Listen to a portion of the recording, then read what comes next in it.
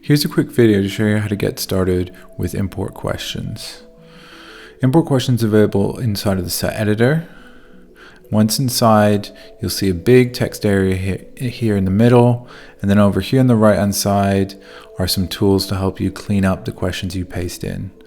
So we have a class later this afternoon. We found some great questions for it. What we're going to do is we're going to use import questions to bring all of these questions in at once. Let's select them all, copy all the questions, and paste them into import questions. All these questions look good. The preview is looking good. Let's import them. There we go. Now they're ready to use in lesson. Let's look at another example. This time, we're going to import questions from a Word document. So let's select all of the questions. Let's copy them.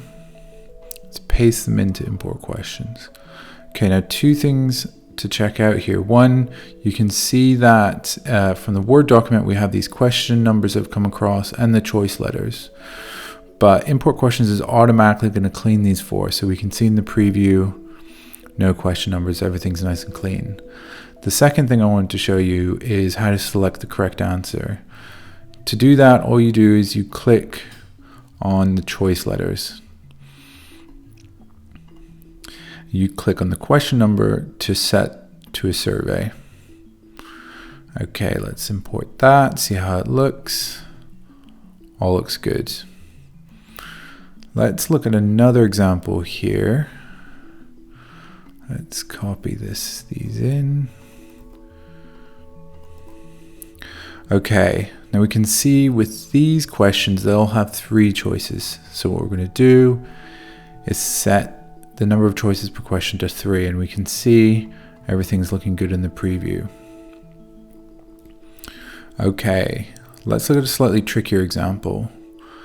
In this example, let's copy and paste these in. Questions about photosynthesis.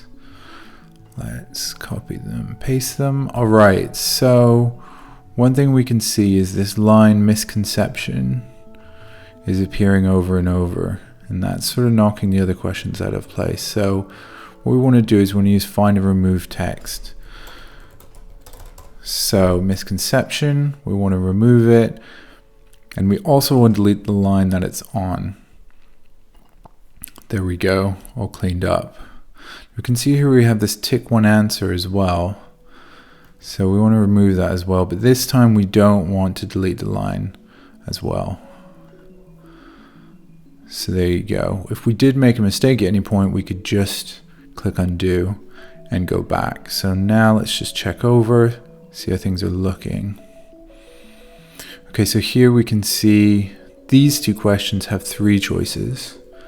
So we're just going to do a little bit of tidying up here just to line everything back up. So depending on your source, you might need to do a bit of work tidying things up a little bit.